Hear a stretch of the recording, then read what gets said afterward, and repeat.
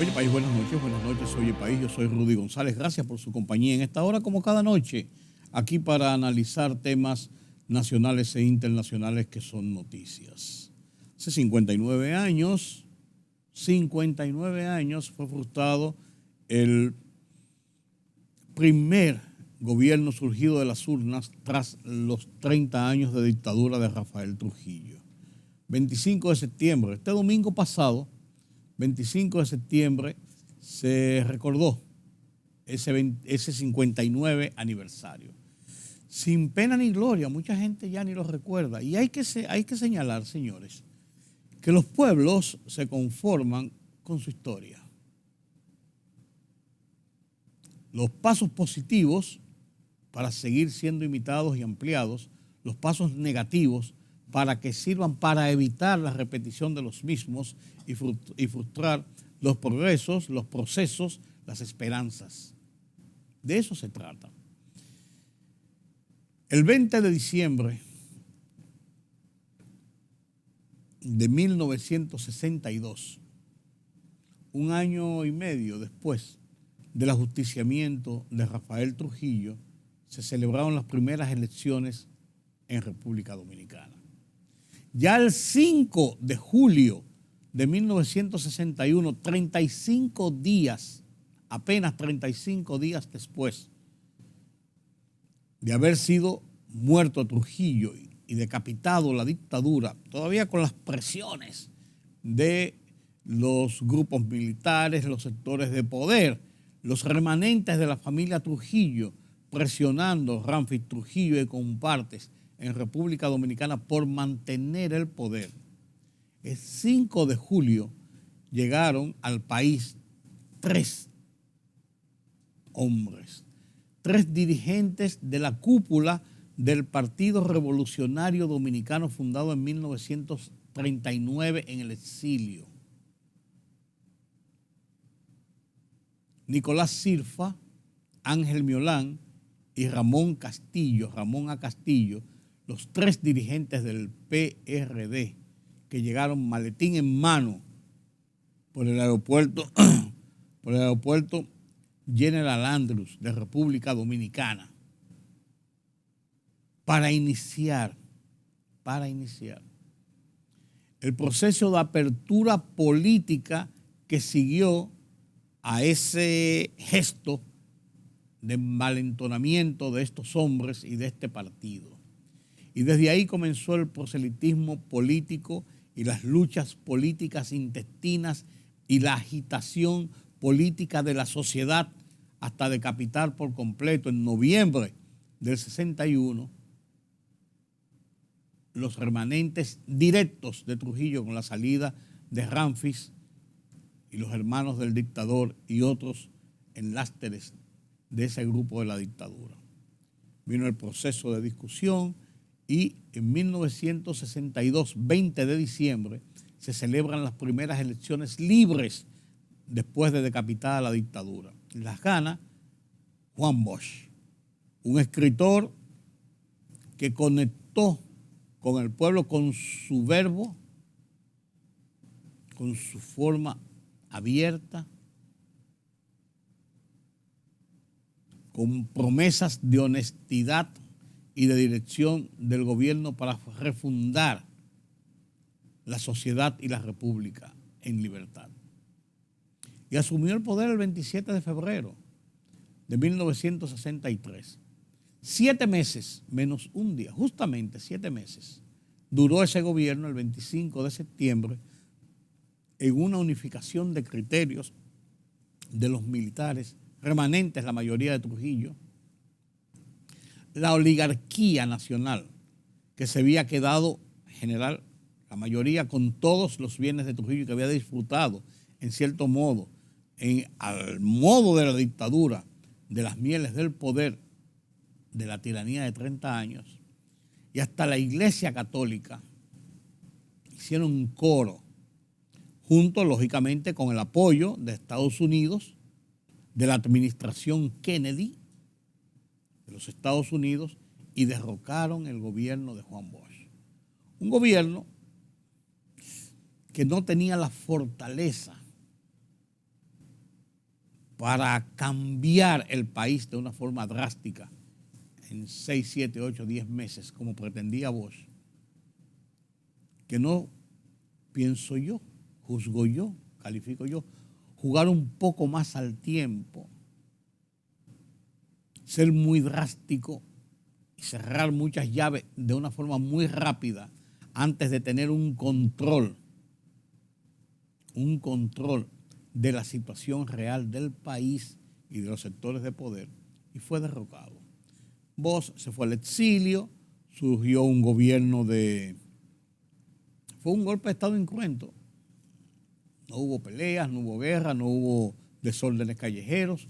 Hubo un grupo de dominicanos encabezados en uno de los frentes, por Manolo Tavares Justo, que subió a las montañas pretendiendo emular Sierra Maestra de Fidel Castro, que hacía 3 años había llegado a La Habana y había derrocado el gobierno de Fulgencio Batista y se había impuesto con un régimen todavía en ese momento de centroizquierda, que después tornó a la izquierda y se convirtió en comunista, apoyado por Rusia. Fuera de esa acción del grupo de Manolo Tavares Justo, que fueron diezmados en poco tiempo por las fuerzas regulares del ejército, de los militares que en ese momento controlaban el país después del golpe de Estado, no hubo mayores acciones de protesta en las calles por el derrocamiento de Bosch. ¿Por qué? Porque la sociedad o gran parte de la población estaba de acuerdo con que Bosch no gobernara. No creo. Porque no estaban dadas las condiciones estructurales de organización para que se produjera esto. Es posible. Porque el liderazgo político estaba muy desunido en ese momento, cuando ya habían apenas terminado las elecciones, estaba conformándose un nuevo gobierno. Es posible. O sea, había una composición de factores por la que no hubo protestas ni hubo situaciones en República Dominicana.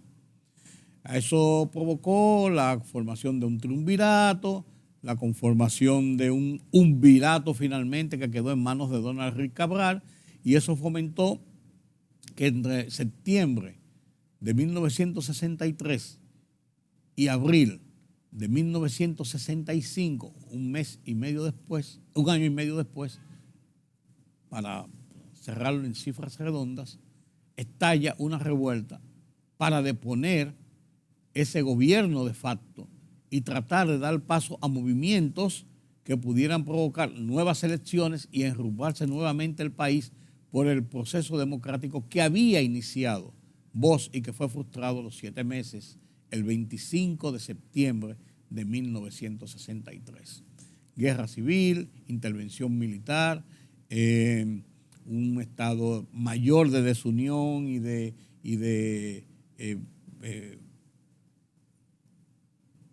destrozo de la economía, del sistema social de República Dominicana. De todo esto surgió a propósito y pos la revuelta civil de 1965, hasta que finalmente el 1 de junio,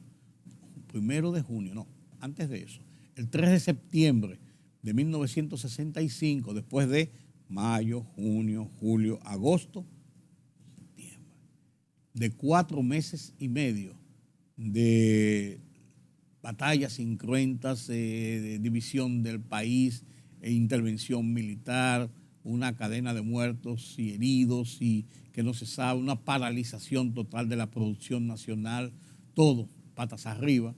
El 3 de septiembre se firmó un acuerdo entre las partes y se dio paso a un gobierno provisional que dirigía el abogado, político,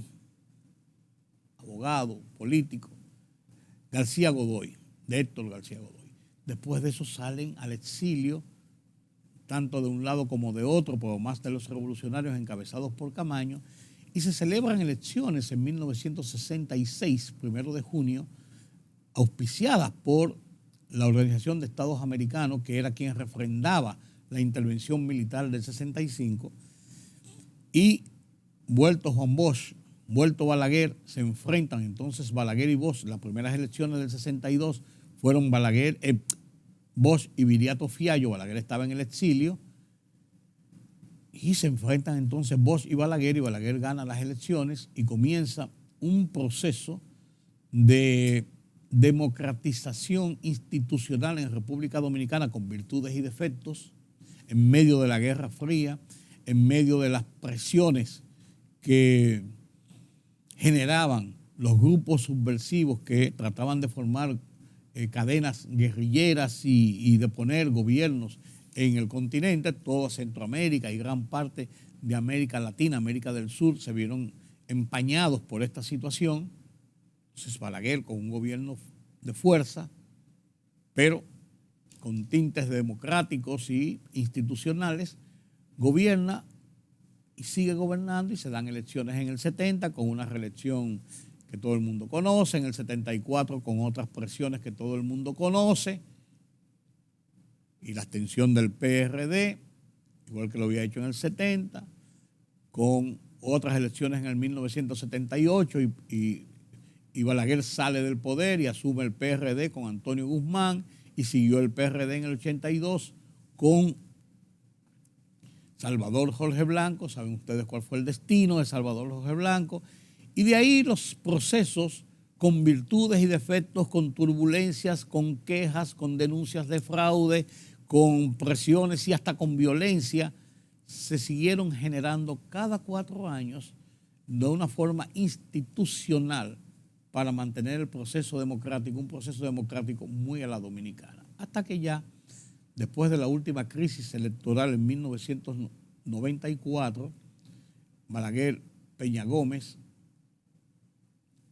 el país comenzó en un proceso ya eleccionario más sosegado, con más alternabilidad en el poder, que no era solamente Balaguer y otro del PRD que se disputaban. Ahí surge el PLD, Leonel Fernández, 66-2000, después vuelve el PRD, 2000-2004, y después entra el PLD, Leonel Fernández, 8 años, 2004-2012, entra el presidente Danilo Medina, 2012-2020, entra Luis Abinader, 2020 a la fecha, con mandato hasta el 24, con posible reelección hasta el 28. Fíjense lo interesante. Bosch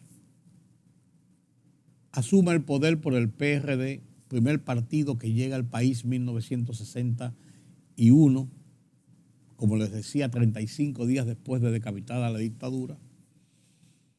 Y ese partido navega en turbulencias, en presiones intestinas, luchas de tendencias.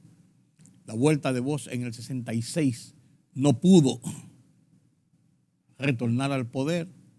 En 1973, entonces, se divide el PRD por la decisión de Bosch de mantener la abstención, a no ir a unas elecciones frente a Balaguer, aduciendo que era un matadero electoral y que se iba a presentar un fraude. Entonces Bosch forma el Partido de la Liberación Dominicana, primer desprendimiento del PRD. Después el PRD gana 78-82.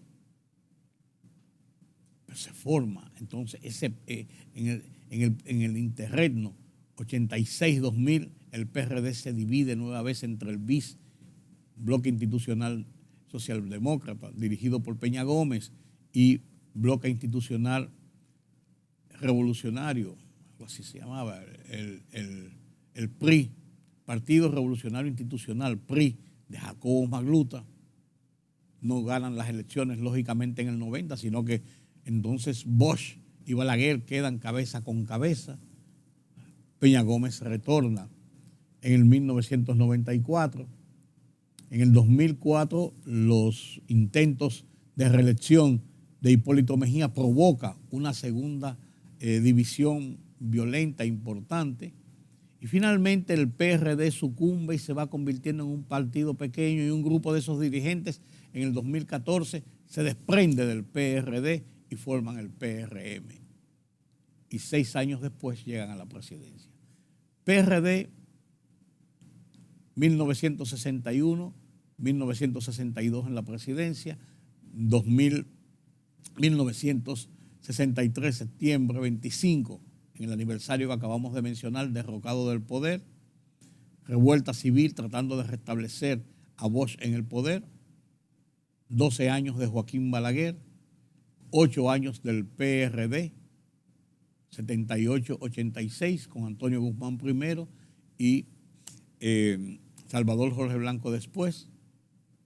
Sigue Balaguer, entra el PLD, vuelve el PRD en el 2000-2004, se frustra toda posibilidad y ahí comienza la debacle finalmente del PRD, se forma el PRM y llega en el 2014 y llega al poder en el 2020. Un recuento sucinto, rápido, de esa historia que comenzó en el 61, que frustró tener el poder absoluto y total en un gobierno de 4 años en el 63 y que hoy, convertido en otro partido, se encuentra en el poder. Historia de República Dominicana, historia política rápida y sucinta. El país desde el viernes ha festejado, el viernes en la noche, en la madrugada del sábado, de todas formas, la hazaña de Albert Pujol, 700 jonrones. Gigante, que pone en alto el nombre de República Dominicana, porque muchas veces somos dados a ver las cosas malas. Pero qué bueno que hay cosas buenas como esta. Miren ese momento de los jonrones de Albert Pujols. That ball hammered and we have a tie game. First career big league home run. And after watching this kid at batting practice and that swing right there, it will not be nearly the last.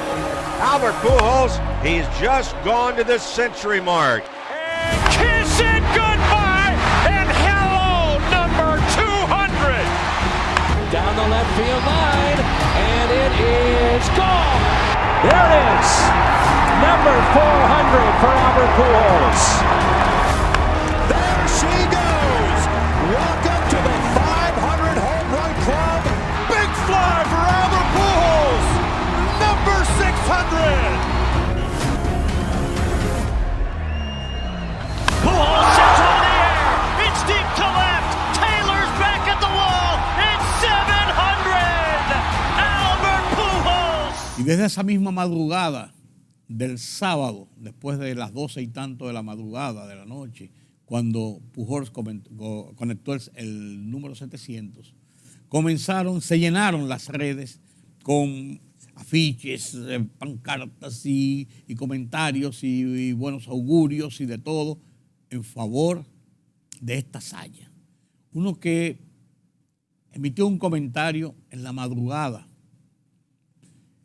Se ve que había pasado la noche viendo esto y que lo celebró y lo gozó. Fue nuestro Salón de la Fama, Pedro Martínez. Veamos. Hey Albert, ¿qué te puedo decir? Lo hablamos, te dije lo que yo sentía, te dije lo que yo quería y lo que quería el mundo.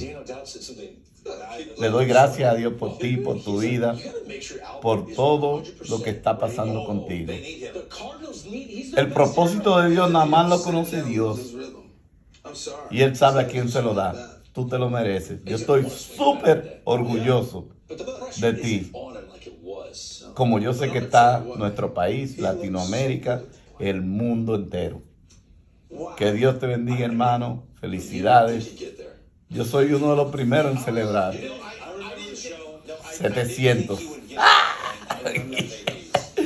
Oye, gracias por escucharme. Gracias por escucharme. Hermano, que Dios te bendiga y yo me lo gozo tanto como tú. Y así gozamos el fin de semana. Gozamos el fin de semana y nos olvidamos un poquito de Fiora. Pero la autoridad ha seguido avanzando con el tema de ir y asistir a los que han sufrido por los efectos del paso del huracán Fiona hace ya una semana, 8 días. El gobierno ha pedido estado de emergencia de 45 días para esa zona, para esas 8 provincias, a fin de poder agilizar compras, a acciones del gobierno, rompiendo una serie de, o pasando por encima de una serie de obstáculos, no, sino de situaciones que enlentecen los procedimientos y la gente no espera. Hay algunas gentes mezquinas que ha dicho que el gobierno no ha acudido como debía acudir, que todavía en algunos sitios no ha llegado la ayuda. Señores, hace 8 días bajaron las aguas, todavía hay caminos y hay comunidades que están incomunicadas, caminos todavía llenos de escombros, carreteras maltratadas. Se ha trabajado, se está trabajando. Ciertamente hay una serie de obstáculos y es porque en ocasiones como esta, donde hay emergencias, generalmente aparecen unos vivos que se aprovechan para poder colar por ahí, por debajo de la puerta, algunas negociaciones y algunas cosas y robarse unos cuartos del Estado. Ahí circulaba un video de una patana llena de materiales que no se sabía si era para allá, si la habían desviado, qué pasaba. Estaba en las redes. Vaya usted a ver. Pero no es malo el hecho de que el presidente haya pedido el estado de emergencia y que sea el propio presidente, ya ha visitado 3 o 4 veces toda la zona, dejó incluso su viaje a Naciones Unidas para quedarse en el país y esta tarde-noche, 6, 7 de la noche, en una conferencia de prensa hizo una evaluación, ha estado informando al país qué es lo que está pasando, hizo una evaluación detallada, pormenorizada de algunas de las cosas que ha hecho el gobierno, lo que tiene por delante y qué dicen los expertos que han visto la situación de lo ocurrido por las aguas y los vientos que nos trajo Fiona.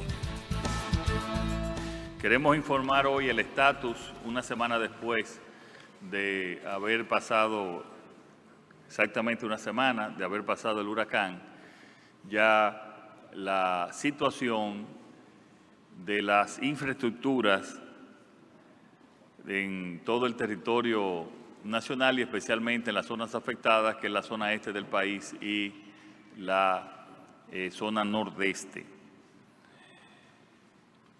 Y también los trabajos que durante el fin de semana en las labores de reconstrucción realizamos, que se extienden y continúan y continuarán hasta arreglar la última casa que necesite, la última vivienda que necesite ayuda. A la fecha y especialmente durante el fin de semana en la jornada de reconstrucción, entre las diferentes actividades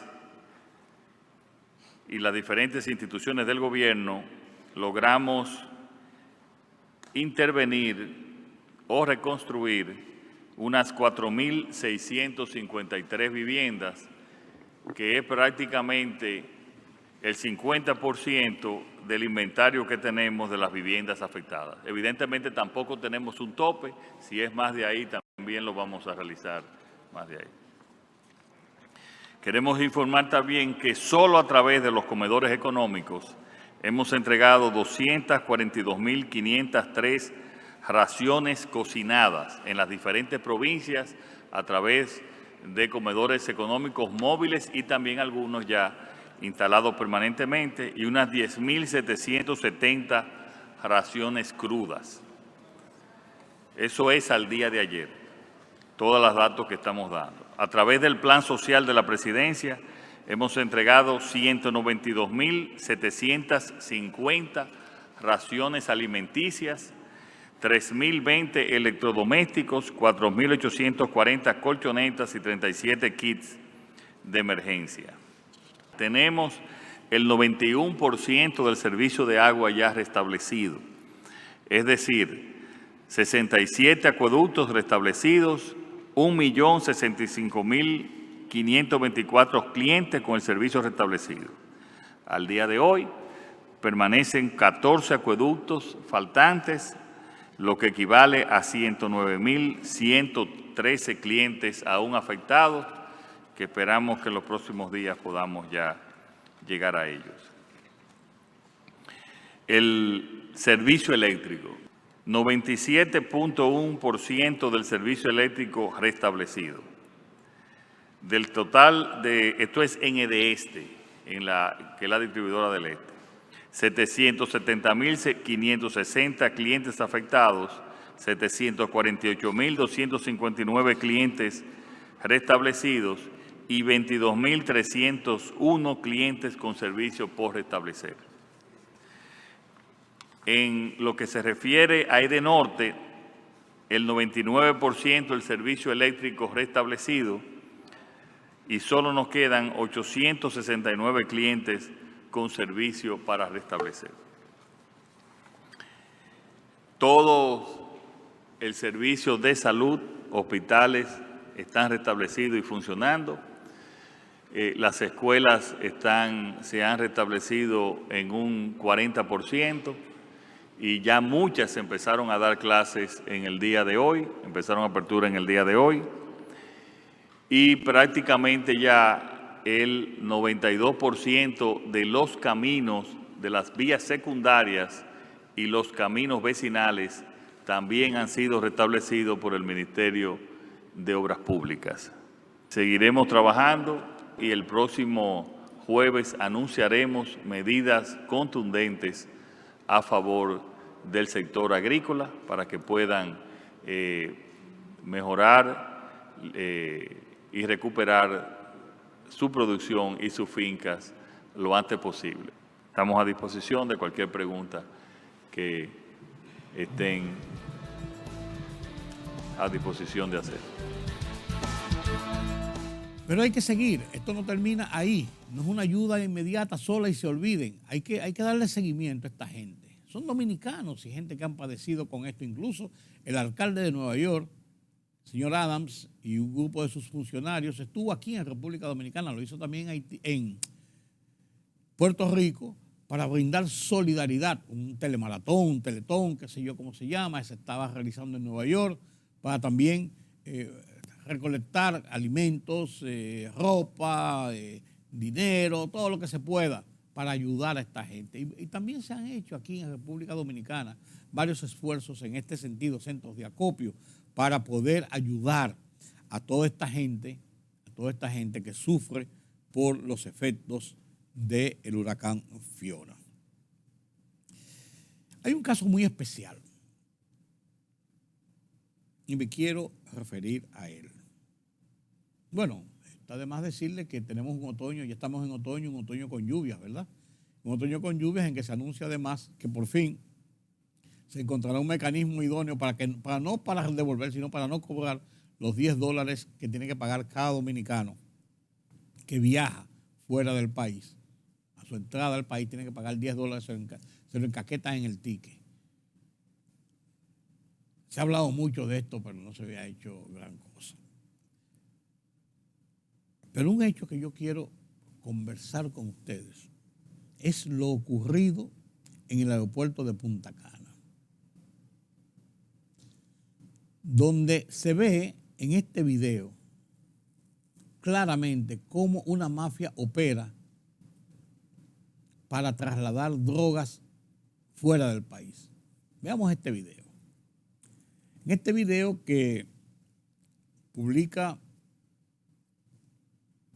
este programa, el nombre de este programa, el Chachareo en TV, Chachareo TV, que lo produce la comunicadora Elin Rosario, que fue la que dio la primicia, que puso en el contexto esto que después se convirtió en una difusión viral en todo el país sobre lo ocurrido, en este caso, en el aeropuerto de Punta Cana.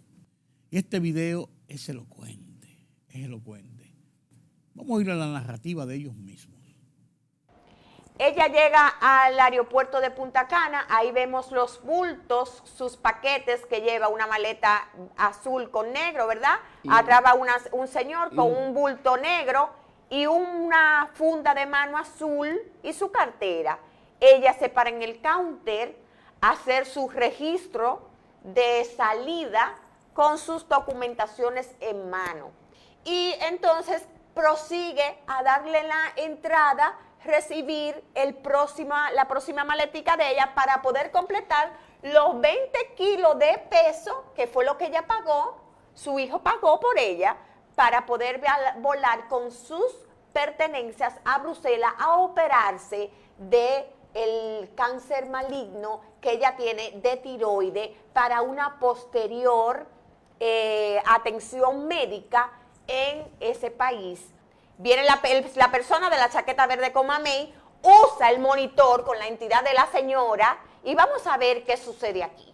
Él está manipulando la identidad, el monitor, el muchachito está de espalda, ahí vamos a ver lo que imprime un label, mírenlo ahí donde sale, el label, mírenlo ahí, imprime otro, sale otro label, son dos, ¿ves cómo sale uno y después el otro?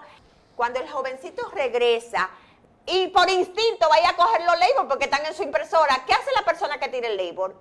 Coge el label, se va. Vamos a ver lo que hace él con el label. Va caminando, mírale el label en las manos, va a ir caminando la persona, ¿qué hace? Va doblando el label. ¿Ven cómo lo va doblando? Sí. Se lo va a meter en el bolsillo, señores. Mira cómo él viene con la mano en el bolsillo de allá para acá. Él va a otra computadora para simular que no lo vean. ¿Ve cómo va con la mano en el bolsillo? Evidentemente, ¿ok? Pero vamos a ver qué sucede posterior al que él se lleva el label en el bolsillo. Sale del aeropuerto a la pasarela principal. ¿En serio? Ahí viene él en el aeropuerto, en la pasarela principal, se sienta, dura ahí unos minutos, llega un carro y él se monta en el carro.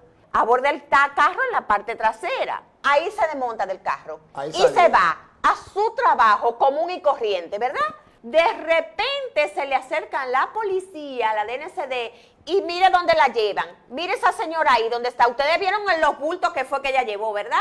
Y miren, aparece que esas dos maletas rojas cargadas de 58 kilos de cocaína aparecen con el nombre de ella. Se ve claramente, como bien dice la comunicadora, que esto es operado por una mafia, por una red que maneja traslado de droga, trasiego de droga de República Dominicana al exterior. Lógicamente no es una responsabilidad per se como estructura ni del aeropuerto de Punta Cana, y lo dijeron muy claramente en este comunicado que indica que gracias a los controles de seguridad que tienen pudieron detectarse y establecer la realidad de este caso. Ni tampoco es culpa de las aerolíneas, porque si ustedes se dan cuenta, como muestra este video, eso está planificado, es una estructura planificada, señores, de cómo este señor se para detrás, espera, manipula la computadora, parece que es un supervisor que tiene un rango, saca los tickets que se le ponen a los equipajes, se los lleva, se lo entrega a una persona. Además, no es complicado descubrir quiénes son y establecer responsabilidades claras. Y es bueno que el aeropuerto de Punta Cana haya emitido este comunicado indicando sus niveles de control, sus niveles de seguridad, sus niveles de seguimiento para este tipo de cosas. Porque los aeropuertos en sí no son los centros de peligro, son esas mafias que interactúan ahí adentro, donde hay muchas veces autoridades cómplices o personas que tienen rangos de autoridad para manejarse en estos aeropuertos y puertos, y entonces son los que los narcotraficantes y las bandas utilizan para realizar sus diabluras, como se ve en este caso específicamente. Entonces, lo que a mí me mueve a preocupación,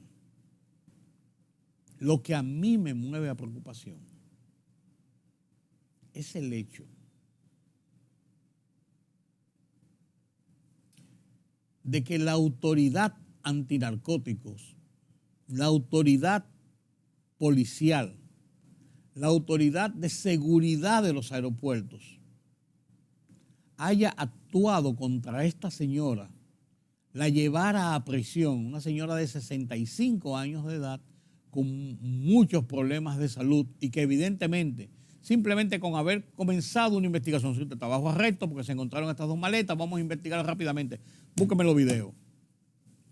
Búsqueme los videos. ¿Cómo entraron esas maletas aquí? Si determinan eso rápidamente, en 2 o 3 horas, esa señora pudo haber ido a una casa, a un hotel, y esperar el vuelo y irse a Bruselas, a hacerse la operación que tenía, porque queda claramente establecido ahí, que ella no es responsable de eso que pasó, sino que ella es una víctima. Entonces, en unas condiciones, una señora de 65 años, además con múltiples enfermedades, que va a tratarse de una situación que se comprueba, nada más había que buscar esos videos, que ella no tiene ninguna relación, no tiene por qué ser sometida a los vejámenes de una prisión, a esperar una medida de coerción que se estaba pidiendo, incluso medida de coerción para ella. No puede ser.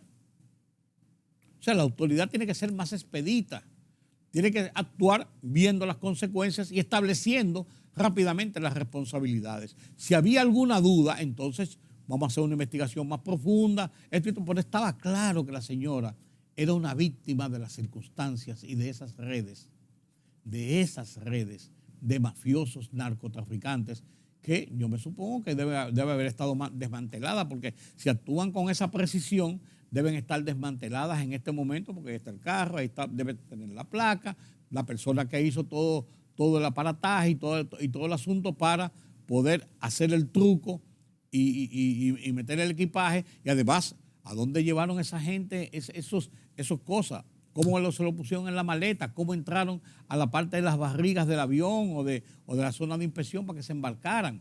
O sea, eso es una red, eso no lo hizo una sola persona. Pero está ya claramente la investigación procesada ahí en un 50, 60, 70%, está procesada ahí. ¿Por qué razón no se procedió entonces? Me cuadra la cabeza. Excúsenme, me cuadra la cabeza. Realmente. Pero eso es lo, como dicen, eso es lo que trajo el barco. De eso estamos hablando. Permítame la pausa.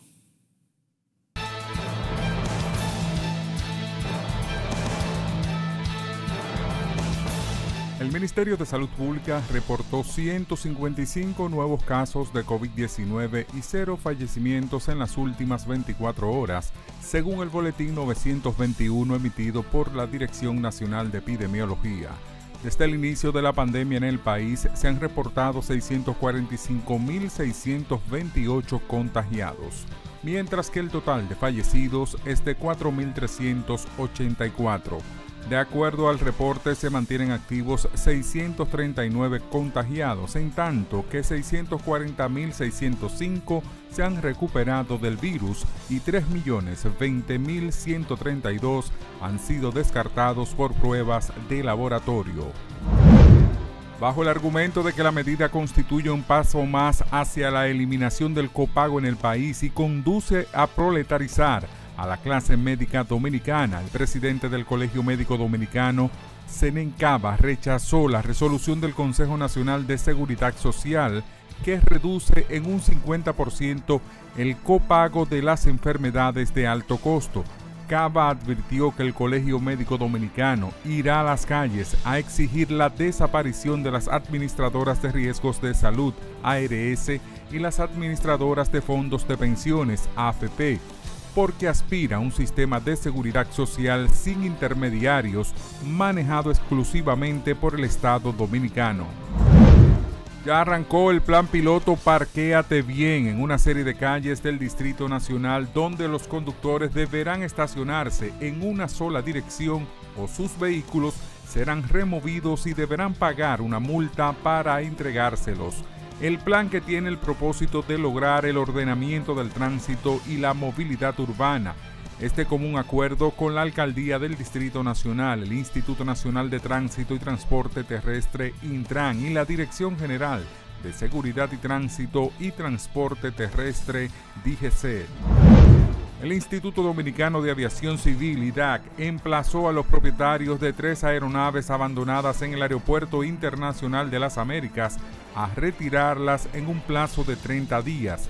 Las aeronaves tienen más de 180 días en dicho aeropuerto sin realizar ninguna operación, por lo cual se les ha cancelado las matrículas correspondientes, tal como lo disponen los artículos 100 y 101 de la Ley número 491 de la Aviación Civil, según un comunicado del IDAC.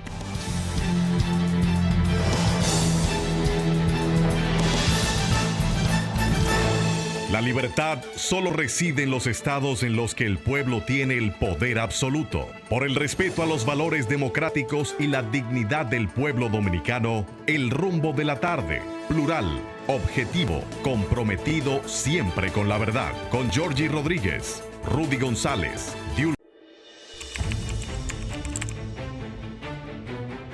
Periodismo de investigación, columnas, opinión, análisis, reportajes de fondo. Hora por hora, una completa plataforma multimedia. Periodismo con valor. Noticias horaporhora.com.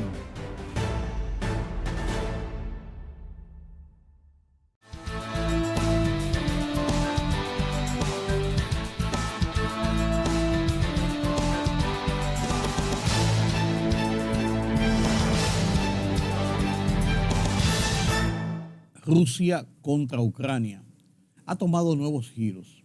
Y ha tomado nuevos giros porque el mundo está atento a lo que está pasando en el entorno de Vladimir Putin. Vladimir Putin, recuerden ustedes que la semana pasada anunció usar reservistas para enviarlos a la guerra porque han matado una gran cantidad de soldados. O sea, las tropas rusas han demostrado una ineficiencia o una eficiencia muy limitada sobre la gran expectativa, el gran escenario que se formaba en torno al poderío ruso. Entonces, la gente de Ucrania, encabezado por Zelensky, por el presidente Zelensky, se le han plantado, con un apoyo de Occidente, de toda Europa, Estados Unidos, o sea, de muchos países. No directamente en el escenario de guerra, pero sí con apoyo internacional, con el apoyo de envío de armas y con advertencias de hasta dónde pueden tolerarse ciertas acciones. Entonces, con este lío que se armó un problema interno, hubo muchísimos arrestados, muchísimos presos en Rusia, muchísimas acciones de la policía contra manifestantes que no están de acuerdo con lo que está pasando en Rusia. Pero, conjuntamente con eso, surgen otras situaciones en Rusia. Otras situaciones. Por ejemplo, la muerte en los últimos días y par de semanas de unos jerarcas empresarios muertos de una forma que mueve a suspicacias. Entonces los rusos dicen que eso es parte de la propaganda de Occidente, parte de la propaganda norteamericana e inglesa en este sentido. Yo no digo que no lo estén aprovechando, pero se están basando sobre la realidad de hechos ocurridos en este sentido. En este reportajito lo que plantea. Al menos 9 oligarcas rusos han fallecido en dudosas circunstancias desde que comenzó el año. Envenenamientos, asesinatos, suicidios o extrañas caídas. Esto último es lo que le ocurrió a Iván Pechorin el 12 de septiembre. Cayó al mar desde su barco y se ahogó en la costa del Pacífico. Días antes había participado en un foro económico con Putin como director de la industria de la aviación rusa. El 1 de septiembre encontraron el cuerpo de Ravil Maganov tras caerse por una ventana del Hospital Clínico de Moscú. La tesis oficial, suicidio. Era presidente de la petrolera Lukoil, la más grande de Rusia. Muy controvertida fue también la muerte de Alexander Subbotin, que se había manifestado contra la guerra de Ucrania y apareció días después muerto en el sótano de un chamán intoxicado con veneno de sapo. El 19 de abril, 2 muertes simultáneas, la de Vladislav Abayev, que supuestamente asesinó a su familia y se quitó la vida, y la de Sergei Potrosenia, del gigante del gas Novatek, que hizo exactamente lo mismo. Llamó la atención en este último caso que el cadáver no tenía ni una sola gota de sangre. El 28 de febrero, Mikhail Watford, millonario gracias al gas y al petróleo, fue encontrado ahorcado en el garaje de su casa en Inglaterra. Un mes antes fue Vasily Melinkov, dueño de la compañía de equipos médicos Medstone, que estaba perdiendo millones con la guerra, el que fue asesinado a puñaladas. 3 días antes, Alexander Tyulyakov de Gazprom fue hallado muerto junto a una nota de suicidio y signos de haber recibido una paliza. Llama la atención que 6 de los oligarcas de esta lista eran piezas claves en el sector de la energía. Hay quienes dicen entonces que Vladimir Putin podría tener los días contados a lo interno de su gobierno, de su administración, de su jefatura, de su poder en Rusia. Porque es de todo conocido y es claro que este poder de ese empresariado que ha ido ganando posiciones a lo largo del tiempo, no están en guerra, son capitalistas, ellos lo que quieren es hacer negocios, y los negocios con todas las restricciones, con todos los embargos, con todas las advertencias que se han puesto sobre Rusia, ha quedado muy aislado y se han sentido reprimidos en ese sentido. ¿Será esta la causa por la cual esos magnates rusos han estado muriendo? Esa mafia rusa de la que viene Putin y que sabe muy bien de eso como jefe de la KGB, lo que lo convirtió en uno de los hombres más ricos de Rusia y de gran parte de Europa. ¿Podrá sobrevivir a esto?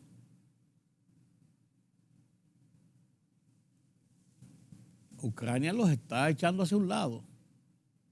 Está tomando cada vez más fortaleza y cada vez más poder en Ucrania.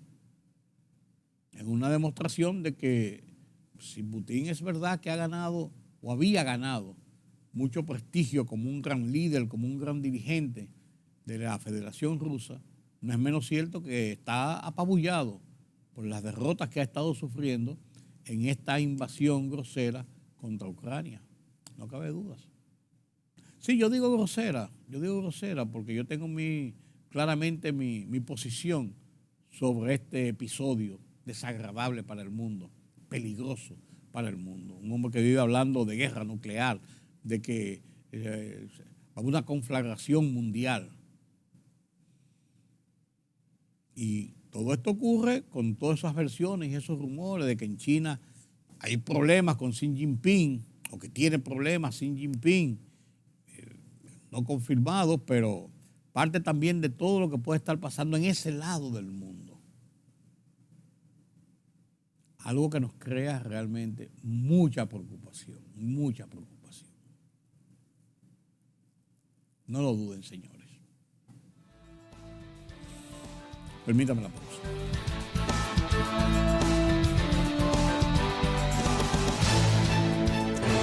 La libertad solo reside en los estados en los que el pueblo tiene el poder absoluto. Por el respeto a los valores democráticos y la dignidad del pueblo dominicano, el rumbo de la tarde, plural, objetivo, comprometido siempre con la verdad. Con Georgie Rodríguez, Rudy González, Diulca Pérez y Ramón Colombo. Los poderosos ya están en el aire.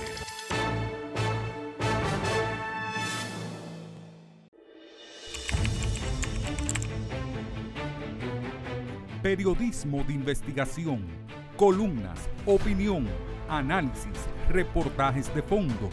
Hora por hora, una completa plataforma multimedia. Periodismo con valor. Noticias horaporhora.com.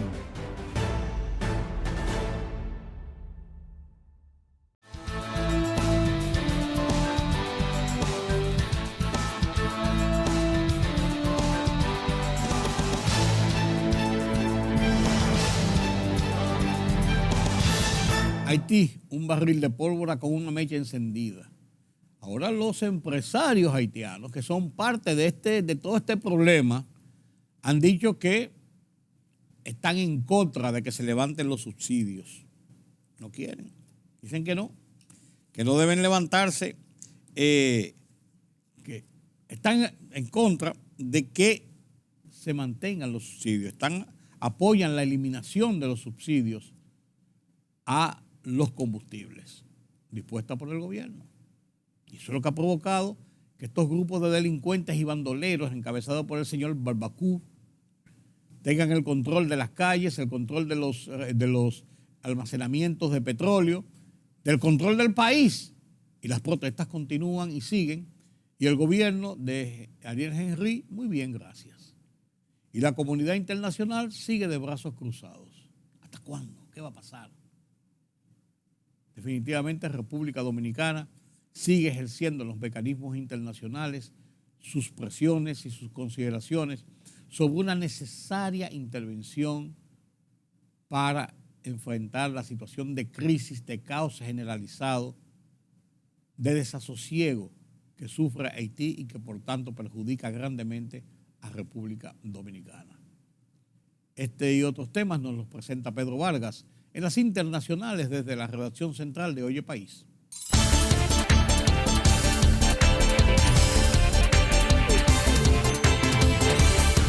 La coalición de centro-derecha de Italia, liderada por Giorgia Meloni, ganó las elecciones generales celebradas este 25 de septiembre.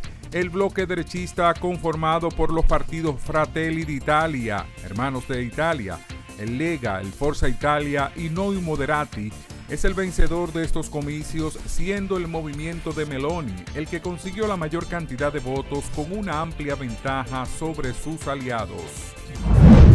Un ataque armado se produjo en una escuela de la ciudad rusa de Ishek, dejando al menos 13 personas muertas, incluidos 9 menores de edad, informó el jefe de la República de Urmutia, Alexander Vichalov. El atacante se suicidó y asimismo 23 personas, incluidos 20 menores, resultaron heridos a causa del delito. El asesor de Seguridad Nacional de Estados Unidos, Jake Sullivan, ha advertido que Washington responderá contundentemente si Rusia utiliza armas nucleares en Ucrania. Lo hemos comunicado al Kremlin directamente, por privado y a niveles muy altos. El uso de armas nucleares tendrá consecuencias catastróficas para Rusia. Estados Unidos y nuestros aliados responderíamos contundentemente y hemos sido claros y concretos sobre lo que supondría, afirmó Sullivan en una entrevista para la cadena CBS. Organizaciones de Haití acusaron al secretario general de Naciones Unidas, ONU, Antonio Guterres, de mentir para desacreditar el movimiento de protesta justo y legítimo del pueblo haitiano. Explicaron que sus protestas son parte de una lucha por un Haití liberado de la asfixiante injerencia extranjera y de la gangsterización de esta miseria extrema fabricada y de un régimen político antinacional, ilegítimo y criminal establecido por el Core Group, del cual forma parte la Organización de Naciones Unidas, ONU.